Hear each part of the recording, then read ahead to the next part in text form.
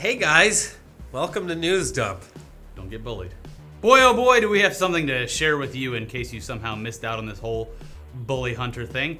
And maybe you saw people tweeting about it or a video clip here or there on Reddit, but unless you did a small amount of work to figure out what the hell was going on and what this organization's goals are, you might have just been confused about why people were talking about it and why it's now easily shoved its way into our list of just our favorite tone-deaf, overproduced live event failures alongside historic train wrecks like the 2013 Qualcomm CES keynote that introduced us to Tornado 92, or Intel's edited-down Idea Jam presentation from tech guru Ashton Kutcher. And yeah, now listen up. Yes, we are very much aware of the incredible amount of toxicity and harassment that people face online and in any number of online communities and games. And it goes without saying that women are almost always getting it far worse than anyone else. In gaming specifically, despite companies increasing their efforts to combat this type of trolling with reporting, moderation, muting, and avoidance options, and so on, it does still persist. But the Bully Hunters production, in our opinion, and a lot of other people's opinion, didn't really help at all to change anything about what continues to happen, and honestly, it might have made things worse, at least temporarily. Yeah, now without trying to take a side, we'll just explain what this thing's about and what they were trying to achieve and the results as it currently stands. A gaming peripherals company named SteelSeries teamed up with other brands and members of the community to develop a program and a show based on the concept that allows victims of bullying to call in a hunter in-game to bully the bullies. The example shown involved what definitely appears to be a pre-made, completely produced and dramatized version of what is experienced online by a female gamer who then calls in a bully hunter, identifies the bully, and continues to play as the bully is, in theory, repeatedly killed in the game by an elite pro gamer, thereby ruining the experience for them. The production of the whole thing is what is mostly what's ridiculous about that. Although you could say the overall concept is flawed from the get-go. Yes. But you got, like, the imagery is like hooded gamers, the dark, ultra-serious tone. There's a fucking audience who's reacting to this. There's a bunch of statistics that are questionable, if not completely refutable. And a host who was immediately called out for her own questionable online past, which has included acts of what many consider to be bullying as well. Just watch this clip. Control room, can you bring up that footage, please, and hit play? Okay, we are looking at the play from our casual gamer, the Rose Thorn. Let's watch what happens. Take a look. You dumb whore, learn how to play the fucking game properly. All that, you still suck. You guys girls just suck at video games in general, stupid whore. This is a type of harassment that over 21 million female gamers have experienced. It was at this moment when we saw that it was not just trash talking, it was straight up harassment. So that's when the Rose Thorn, our casual gamer, decided to call on one of our bully hunters. What the Rose Thorn did in this case was use our new tool on her mobile device. We'll show you later how our tool works. But let's see what happens now. So the bully hunter has now been alerted and should be joining the game soon. Okay, pause right there. Now zoom in to the bottom left corner. It says our bully hunter has just entered the game. See, bully hunter 77 has joined the game. Now our victim, the Rose Thorn, and our bully hunter can communicate with one another. Let's take a look at how that plays out. Now let's zoom out and roll the footage, please. And there it is. Pause right there again, please. Now, our bully hunter has asked the Rose Thorn live in-game who is harassing her. And our victim then immediately replied. Let's zoom in again on the bottom left-hand corner. Now, you see there, the tool connected these two, a victim with a bully hunter. Okay, so now bully hunter 77 knows the name of the harasser, and she is ready to take action. Now, we are going to switch over to bully hunter 77's screen to watch the hunt. Cut to that feed, please, and play it. So now bully hunter 77 is looking for the harasser. And it looks like she's going to use her knife, folks. And there it is, just pause right there. Let's back up and see that again. A brilliant knife move, very difficult. And look right there, see in the lower left-hand corner, let's pause that and zoom into that. Our bully hunter left the calling card message to the harasser. Harassment is not a game. bullyhunters.org.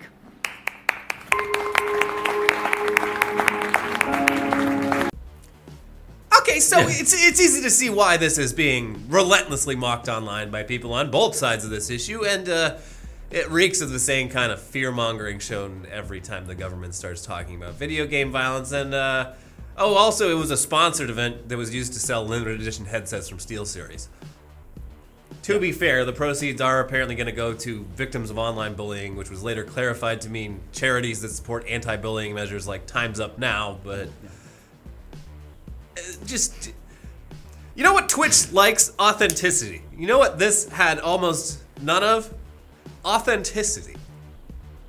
It was both a hard watch and an entertaining watch that I don't think did any good for its goal. The audience here is presumably...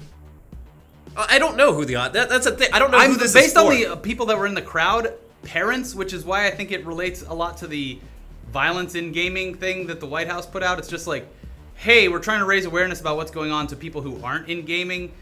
And I don't know. Anyways, the reaction online to this show, which presents itself almost as if it's an episode of To Catch a Predator or any other Dateline NBC investigative production, has been almost unanimously negative, with a lot of the discussion indicating that the whole thing almost certainly caused the exact opposite of what it was trying to do. People raided that website, they made their own accounts as bully hunters, and then proceeded to bully and mock people who attempted to use the service. It was taken over very quickly. Also, there were some pretty glaring production mistakes, like allegedly using the same account for both the bully hunter and the person being bullied. Wait, I thought that footage was real. No, the footage was so fake, and they presented it as real. There was a lot of problems with the footage, much going too. on here. Yeah, it did seem at points like a satirical comedy sketch instead of a legitimate campaign to stop bullying online, and only focused on one game in particular because it would be almost impossible to implement this type of system in any other game. Yeah. The whole thing is very strange. The strangest thing is that for some reason they, I guess, assumed that this was going to be a product that would be used for an extended period of time throughout the infinite future. Is it though? That's, I think, what the goal was. It's just very strange and confusing, and doesn't really get to the heart of any of the actual issues at play here. No. Even the experts that they brought in were, I mean, granted, probably know a lot about what they're talking about, but just did not present their expertise in a way that was interesting or engaging or even well-spoken. I don't know. Bottom line, at its best, it was a beautiful piece of cringe content that I guess keeps the conversation about online bullying in the spotlight, although not in the right way at all. And at its worst, it might have actually stoked the flames of online bullying once again by literally feeding the trolls online exactly what they asked for, which is attention and more ammunition to use for future mockery. In short, this was completely misguided and fell completely flat, with the only real result being more negativity within the community. Great job, SteelSeries. You did it. We'll leave a link to the entire thing below so you can watch it on your own, but be sure to strap yourself in for a cringe fest of epic proportions. Also, yeah, just watch that chat on the side. Who knew that if you're doing a Twitch stream about what is a controversial topic, it shouldn't be, but what is a controversial topic, you should have moderators ready to mute people. But no, just fucking constant dicks and anti-Semitic ashy art.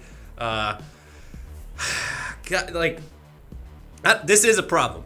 Absolutely it is. Not the right way to solve it at all. I mean, it probably did more harm than good, and also, like, gaming has evolved. Games have evolved in a way that there are options that you can utilize in order to combat this on your own. You can mute people, you can report people, they actually do feedback now. You can see if someone you reported was actually taken care of. You can, Overwatch now has a thing where you can request to not ever be grouped with a person again. Yeah, this is all good. Also, like, I mean, you have resources like Discord, Reddit. You can find communities of people who aren't dickheads, who will, you know, stick up for you and not creep on you or call you a cunt. Yeah. It's pretty easy to find like-minded people to game with these days. Yeah. Sending out a fucking bully assassin in literally one online game, CS:GO, Yeah. To also, show them by what does this accomplish? it also goes without saying that most of the toxicity throughout the gaming sphere for everyone, men, women, children, everything, adults, old people, whatever, comes from the competitive scene when you play competitively online, where this is completely unusable. Yeah. It's almost like this was dreamed up in a boardroom based off of second and third hand knowledge of how online communities actually work. Anyways, yes, don't be a dick. If you see someone being a dick, call them out. Call them out. Yeah. Or if someone's being mean to you, you can mute them or report them, and they'll be taken care of. Yeah. But this doesn't help anyone. No. This was very weird and misguided and bad. But hey, for now, let's just switch gears into some more serious and detrimental news regarding gaming and entertainment, because the King of Kong himself has been dethroned once and for all. Uh-oh. You may know Billy Mitchell as the hot sauce guy or as the villain of the movie about Donkey Kong high scores. He was a legend in the early days of gaming. The original Tornado 92 right there. Exactly. Yeah. Thanks to his godlike skills at arcade games. And also very toxic if you believe the narrative of the movie. It's true. Yeah. Now, the film itself, King Kong, which is one of the best documentaries ever made. Yes. It called the validity of Billy Mitchell's championship reign into question as a newcomer appears on the scene and attempts to knock him out of the top spot. It was entertaining, sure, and in Billy Mitchell's own words, he's a controversial figure, sort of like the abortion issue, but was Billy Mitchell as bad as they made him out to be? Well, that's been the question for years, but most people tend to side with Twin Galaxies, which is the company that tasked itself with keeping track of all the official high scores. However, this week, it all fell apart for Billy Mitchell when it was announced that he would be stripped of all his records after it came to light that he'd almost certainly used an emulator to achieve his high scores. Shame. Back in February, Ars Technica reported that former Donkey Kong world record holder Wes Copeland has presented new statistical evidence that he says suggests Mitchell's 1.05 million point game was patched together from multiple emulated plays. Drawing data from the Kong Tracker analysis app, Copeland says Mitchell's run derives a significantly higher than average ratio of points from smashing enemies with the hammer. They brought facts to the table. Wow. Now, despite these facts, Twin Galaxies maintained that he was still on top until just this past week when they announced that after an investigation conducted by themselves alongside research provided by other authorities, Billy Mitchell's reign as King of Kong was over, and that even if he wasn't outright cheating, he did indeed achieve his scores using an emulator. Mm-hmm. This means that Steve Wiebe is now indeed the first person to get a perfect score on Donkey Kong. He's no longer Weepin' Weeby. No. Now he's King Weeby. Yeah, it's also resulted in the Guinness Book of World Records removing any mention of Mitchell related to Donkey Kong from their records. He's the Lance Armstrong of Donkey Kong. Mm-hmm. I can't wait for the new documentary series on this, the follow-up. Yeah. With the Russian doctors. Yeah. He's like, I was making the emulators. You gotta get me out of here. You see, the thing is to create an emulating program so perfect that it's untrackable. Please let me live in the United States. I'm going to die. Icarus is a good movie. You should watch Yes, it. it But is. hey, we've heard Billy Mitchell's hot sauce is pretty good. Of course, with this news, we do have to question if he didn't just steal that recipe from someone else. How far do these lies go? He stole it just like I steal every recipe from the New York Times recipe section. Mm-hmm. Yep, it's bad. All right, enough video game news. It's time for the movie news that you all love and totally care about. The remake of Stephen King's It was a surprisingly good entry into the horror/thriller genre and blew expectations completely out of the water because the film was solid as hell. So obviously there were immediate talks of a sequel which would take place at a time when the young members of the Losers Club have all grown up and are now adults leading their own lives but are then forced to return to Derry, Maine. Thanks to The Hollywood Reporter, we now know a few more things about It Chapter 2, starting with the fact that filming for the sequel will start this summer, and the information about the cast has already started trickling out. As far as rumors go, it's being said that James McAvoy and Bill Hader are in talks to join the film, with McAvoy playing the adult version of Bill, the leader of the Losers Club, and Hader playing Richie Tozier, arguably our favorite character, which was played by Finn Wolfhard in the remake. Mm-hmm. Double confirmed, however, is Jessica Chastain will now be playing the role of adult Bev Marsh, because she looks... Yeah, that's a fucking no-brainer. Yeah. They've also retained director Andy Muschietti, who helmed the remake as well. So, all great. Still, though, despite the news, you're obviously going to want to wait a while for this sequel, as it's, you're going to have to wait. You're not going to want to wait.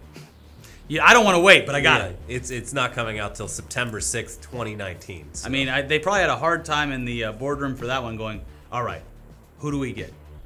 Jessica Chastain or Bryce Dallas Howard. Yeah. And then they switched up the pictures and they were like, all right, pick one. Yeah. Pretty much. That's probably how it went. Like, right after the movie came out, people were like tweeting at Jessica Chastain, like, you got to do this. And she's like, no, maybe. Maybe if the price was right. I guess it was. Yeah. Another surprise horror/thriller hit was the recent release of John Krasinski's A Quiet Place, which dominated last week's box office numbers and sits at a very high rating amongst moviegoers and critics alike.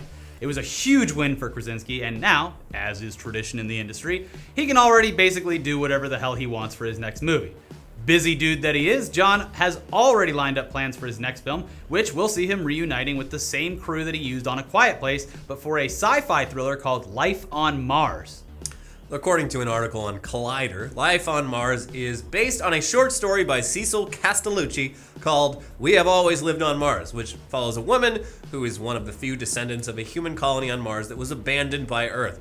She is surprised to discover that she can breathe the Martian atmosphere, and while the crew takes this to mean their terraforming has finally paid off, this development actually unlocks the mystery of the disaster that stranded her and her team on the planet in the first place. Alright. Yeah. So after both of us saw his directorial debut last weekend, it's safe to say that we're pretty damn excited to see what he does next. It was he had made a couple movies before this, which I haven't seen, which are apparently, Yeah. But Quiet Place, it was just a very well-made film. He Yeah. really just nailed it. I see what you did there. No spoilers, though. And I think it makes sense because he played a character for 10 years who often could speak just using his eyebrows. Yeah, or without saying a much, glance. just doing a little look. He knows about a thing or two about silence and nonverbal communication. There was a big discussion on, I believe, Reddit about what people do about farts, but I think farts are usually quiet enough. Oh, I'd be dead immediately. Yeah. Also, all dogs would be dead. Well, yeah, I think that's why there's no dogs. No dogs. Oh well. Go see the movie; it's fucking good. But let's get into some trailers for things that are actually coming out sooner rather than later. Starting with a new trailer for Ocean's 8, aka Ocean's 11 for ladies, or whatever the people who hated the idea of Ghostbusters are calling it. Luckily, or at least hopefully, the Ocean's franchise has less of a toxic fan base than Ghostbusters, or else CS:GO. we're gonna have to call in the bully hunters for the comments section. Watch out, guys; they're out there; they're hunting. Anyways, here's the deal with Ocean's 8. 5 years, 8 months, 12 days, and counting. That's how long Debbie Ocean, played by Sandra Bullock, has been devising the biggest heist of her life. She knows what it's going to take, a team of the best in her field, starting with her partner in crime, Lou Miller, played by Cate Blanchett. Together, they recruit a crew of specialists, jeweler Amita, played by Mindy Kaling, street con Constance, expert fence Tammy, hacker Nineball, played by Rihanna, and fashion designer Rose. The target is a cool $150 million in diamonds. Diamonds that will be around the neck of world-famous actress Daphne Kluger, played by Anne Hathaway, who will be center stage at the event of the year, the Met Gala. The plan is rock solid, just like diamonds, I guess. But everything will need to be flawless, just like good diamonds, if the team is going to get in and get away with the ice. You see what they did there? Which means diamonds. And this is all in plain sight. Basically, yeah, it's another heist movie, but with women instead of men, which shouldn't result in any kind of weird mockery, but I don't know, it's the internet. Does this take place in the same universe as the other ones? I hope so. Her last name's Ocean. Is she like Danny Ocean's sister or something? I think so. Is this a crime family? I know. Runs deep. Crime family like Robert Mueller? Or... That's what Hannity says. Yeah. Anyways, well, I am probably not going to see this movie right out of the gate unless the reviews are great. But it drops on June 8th, so... When does it come to airplanes? Probably like June 12th. Sweet. Yeah. I'll They catch get all it. the good movies. I'll watch it on a plane. Quick. Yeah. I'm going to take a flight just to see it. I'm sure it looks fun. Whatever. Speaking of heist films, here's the trailer for American Animals, which is based on a true story and debuted at Sundance this year. It stars Evan Peters, Barry Keoghan, Blake Jenner, and Jared Abramson. It centers on an unpredictable wild child, Warren, and aspiring artist, Spencer, two friends from the middle-class suburbs of Lexington, Kentucky. The film follows the duo through college life at separate universities. As adult pressures begin to weigh heavily on their futures, they realize their lives may never be important, but they organize the brazen theft of some valuable books from the Special Collections Library of Spencer's College, including Audubon's Birds of America, valued at $10 million. Enlisting two more friends, budding accountant Eric and fitness fanatic Chaz, the gang meticulously plots the theft and subsequent fence of their stolen volumes, taking cues from popular heist movies. But the thieves' plans go awry, placing their bright futures in limbo. unfolding from multiple perspectives and shifting between the fictionalized central narrative and documentary-style interviews with the real-life figures on which the story is based. Writer-director Bart Layton elevates the heist movie to bold and thrilling new heights. American Animals hits theaters June 1st. The response for this movie has been pretty high, so excited. Finally, though, there's the trailer for The Meg. Is it The Meg? Or I thought it was just Meg. I think it's The Meg. Either way, you're going to see it. It's a movie where Jason Statham has apparently grown tired of driving fast cars and fighting humans and will instead face off against a giant shark. Yep, it's a real movie that's coming. The Megalodon. In the film, a deep-sea submersible, part of an international undersea observation program, has been attacked by a massive creature previously thought to be extinct and now lies disabled at the bottom of the deepest trench in the Pacific, with its crew trapped inside. With time running out, expert deep-sea rescue diver Jonas Taylor, played by, obviously, Jason Statham. Diver. I'm a diver. Diver. I'm a holy diver. He's recruited by a visionary Chinese oceanographer against the wishes of his daughter, Su Yin. He's going to save the crew and the ocean itself from this unstoppable threat. What is that threat, you're probably wondering, but have already seen the trailer? It's a prehistoric 75-foot-long shark known as the Megalodon. Wow, we found this long-thought extinct creature. One of a kind. Let's kill it. Let's fucking kill it. What no one could have imagined is that years before, Taylor had encountered this same terrifying creature. Presumably nobody believed him. It's like the Kong movie all over again. Now, teamed with Su Yin, he must confront his fears and risk his own life to save everyone trapped below, bringing him face to face once more with the greatest and largest predator of all time. It looks fucking ridiculous, and it's directed by the guy who did National Treasure, so it should be a fun romp when it hits theaters in the new Dead Zone month for movies, which is August. Comes out August 10th. I'm excited for this. A nice way to break up that summer lull in the movies. Get high, get drunk, go down to your local multiplex. Watch Jason Statham fight a dinosaur shark. Yes. I mean, all the pieces are in place. Hey, did that fucking Hurricane Heist movie come out yet? I saw billboards, I don't know. That'd be a fun romp. Yeah. I mean, it is 420 next week. It's true. Super Troopers. Yeah. Should be fun. Blaze it, kids. Or don't. Or don't if it's illegal in your state. Watch Weekly Weird News, where we talk about bridges that decapitate trucks. And watch a new Tech News Day about Mark Zuckerberg going to Washington and drinking lots of water. Yes, humans like water. They needed to survive. I will like Yes. water now, yes. Bye.